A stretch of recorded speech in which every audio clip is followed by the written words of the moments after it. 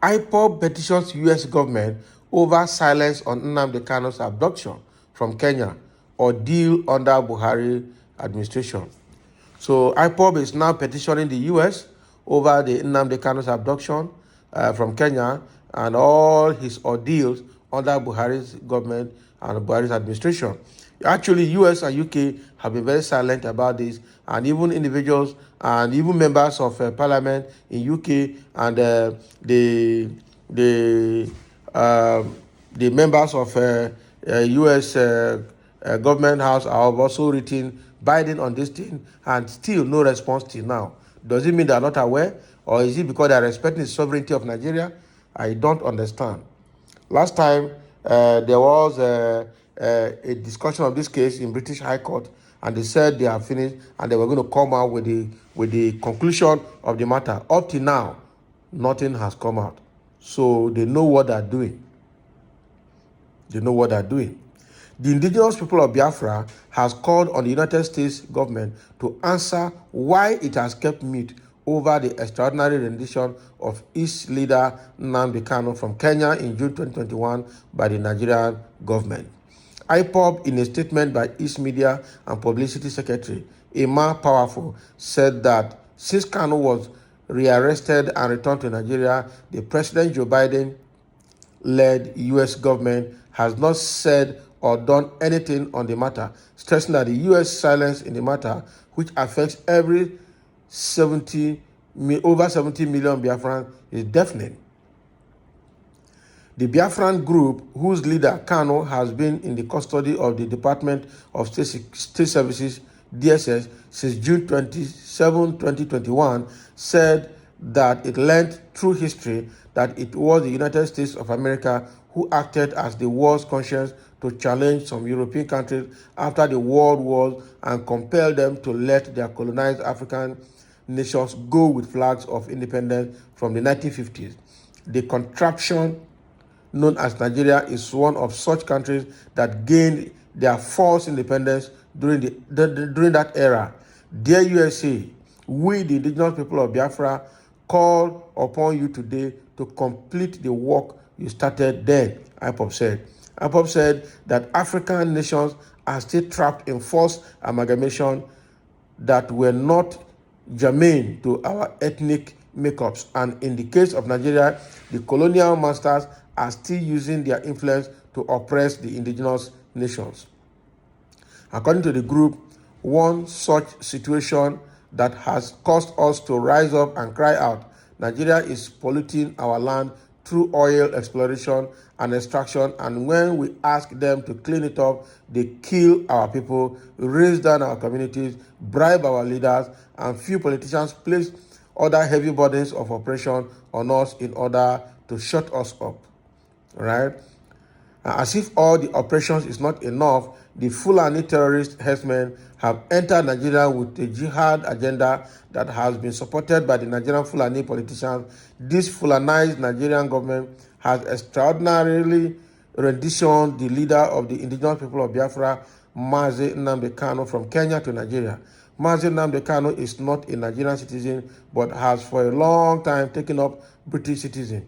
But our question to United States of America government and the world most powerful nation in the world and the police of the free world are: why did the U.S. government keep mute during the Biafra genocidal war by the Nigerian government with support from Britain and her allies, where over 5 million innocent Biafrans lives were wasted between 1967 and 1970 and to date? Why did the U.S. government keep mute in the face of an extraordinary rendition of Mazi Nnamdi Kanu by the Nigerian government in violation of international law and protocols, while still keeping him in their detention or facilities? Why the U.S. government still kept mute in the face of continued illegal detention of Mazi Nnamdi Kanu by the Nigerian government, and even after competent courts in Nigeria, Abuja Appeal Court and Umuahia High Court, since 13th October 2022 and 27 October 2022, respectively, and thereby violating his human rights and fundamental rights. Why is the U.S. government still keeping mute and not prevail on the Nigerian government to start the process of referendum for Biafra people to decide to remain or go their separate way based on self-determination principles? What is the U.S. government benefiting from the very corrupt and corruption-ravaged Nigeria governance system that warrants their long silence on the ongoing genocide against Biafrans and total disregard to international laws and protocols in the case of Nnamdi Kanu? IPOB threatened that African and the Gulf of Guinea, and by extension the world, will not know peace until the question of Biafra, Nigeria forced amalgamation, and artificial borders created by colonial masters are addressed. The group further said that the world was watching the U.S. government, which it described as a supposed world upholder of democracy and human rights protector, and a global police, saying that the U.S. government must rise up and do the needful and redeem their image and integrity in the world. This is a serious one. So IPOB is writing the U.S. government and asking them several questions. And all the several questions summarized is, why is the world mute? Why is U.S. government mute? Why is the U.S. government mute? The amalgamation of Nigeria with the installation of artificial borders across the boundaries is not working. All right? Why have they kept mute about Nnamdi Kanu's abduction? Why have they kept mute about the Fulanis that have carried out genocides on the Biafrans right from the time of Civil War till today? Because during the time of Civil War, they killed over 5 million lives were lost. All right? And today, even as at the present government under Muhammadu Buhari, the genocide is still being taken. It's still being carried out in Igbo land up to now. And that is true. Up to now, they're still going to villages with the military, raising down communities, arresting old men, killing people in the name of IPOB. How can we continue like this? And U.S. government is not doing anything about it. I think the only reason is that both UK and US are benefiting from the instability in Nigeria. That is what I see about it. Because the more Nigeria is in trouble, the more they have the opportunity to loot everything we have. And one of its kind is this current brain drain. All right? The more there's trouble in Nigeria, the more the intellectuals in Nigeria will run to their own country to help them develop their countries. The more, and people are not just running empty-handed, they are running with money from Nigeria, with the resources from Nigeria. All right? Whatever they have achieved in Nigeria, they will sell it and go with the money. That means migrating is not just personnel migration, but also wealth migration, intellectual property migration. All right? So automatically, US and UK are benefiting, even Canada, are benefiting from instability in African nations. And that is why they kept quiet, because the day they will solve African problem and this brain drain stops, their own economy will start going down. There are people who don't go to school. There are people who don't work. So they use Africans to work.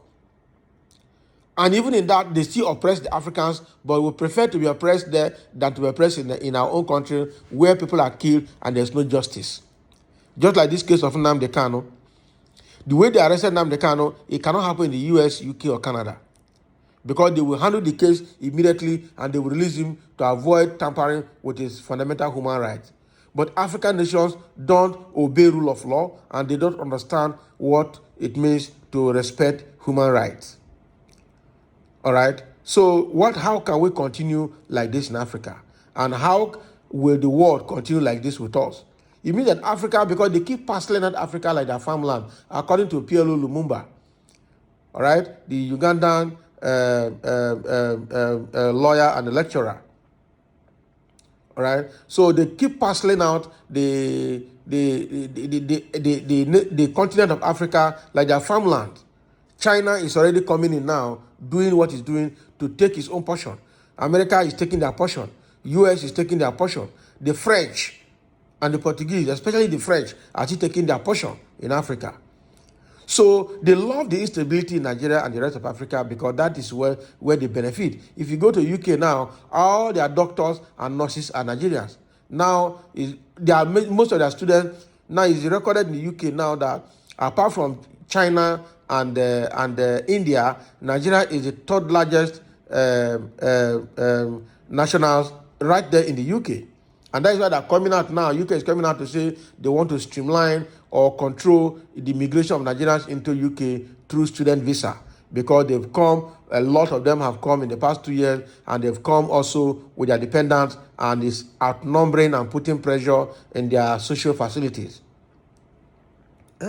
So why won't it happen? Let them wait. The day war will break out, the refugees that will come out of Nigeria will overwhelm the rest of Africa and the rest of the world. Then they will know that even that illegal migration that's seen from Europe into UK, they will see more from Africa. They will not be able to curb it. They will not be able to handle it. Yeah? So that is what is happening here. Nnamdi Kanu's case is is actually a case of injustice after courts of jurisdictions in Nigeria have declared him free and quashed all the charges against him. Still, the Muhammadu Buhari-led government refused to let him go, and are still annihilating and keeping him and suppressing him under the DSS custody. And now the case has been adjourned indefinitely now, no date. They're holding him there. So right now, it's not a court case anymore. It's a case of government holding him hostage. And that is quite unfortunate. That is quite unfortunate. Now, self-determination is someone's right. And it calls for listening to understand why self-determination and what can be done to amend the wrongs. But now, in Nigeria, no, they don't want to do that. Simply because of the hatred for the Igbos. That is the truth. But God will help all of us in this country. Thank you for listening. And let's have your comment again as usual. This is my humble analysis from what is happening to Nnamdi Kanu. I'm just trying to be free of any form of sentiment here. Let's face it squarely, objectively, and on a neutral platform the way it's supposed to be.